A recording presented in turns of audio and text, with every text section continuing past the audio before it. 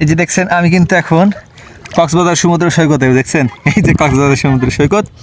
এটা আসলে কক্সবাজার সমুদ্র সৈকত না, এটা হচ্ছে আমাদের রাজশাহীর একটা সমতল ভূমি, যে জায়গাতে এই সিজনে এই এক হাঁটু পানিও হয় না, এক হাঁটু পানি হয় না, এখানে ধান চাষটা হয়। কিন্তু বর্তমানে যে কী অবস্থা দেখছেন, এক গলা পানি হয়ে গেছে, বন্যার পানি এত পরিমাণে উঠছে যে যেই দিকে তাকাবেন শুধু দেখছেন যে পানি আর পানি। আর মাঝে মাঝে যে জাল পাইতে রাখছে লোকজন, যে জাল টাল পাইতে রাখছে।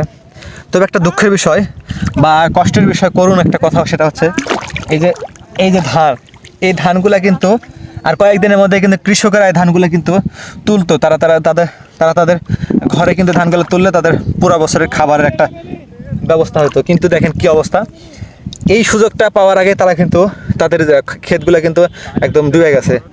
এইখানে যদিও কৃষকেরা কিছু কিছু কৃষক আছে যারা এইখান থেকে কিন্তু ধানগুলো আগাছা শুধুমাত্র মাথাগুলো কাটে কাটে ধানগুলো কাটে তারা ইয়ে করতে পারবে। কিন্তু এই ক্ষেতটার অবস্থা দেখেন, এই যে এখানকার এই যে বরাবর যে ক্ষেতটা, এটা কিন্তু একটা ক্ষেত, এটা ধান। এই যে দেখেন, আপনাদের দেখায়, এই যে দেখছেন এই যে ধান, যে ধান দেখছেন সব ডুবে শেষ, এই ধানগুলো একদম নষ্ট হয়ে গেছে।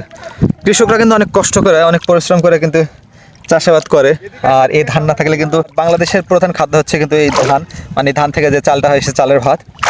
তবে এই ধান যদি ঠিক মতন না হয় চাষ, তাহলে শুধু এটা আমাদের গ্রামগঞ্জের মানুষের না, বাংলাদেশের প্রত্যেকটা মানুষের, প্রত্যেকটা স্তরের মানুষের ক্ষেত্রে কিন্তু এর প্রভাব পড়বে ধান যদি ঠিক মতো না হয়।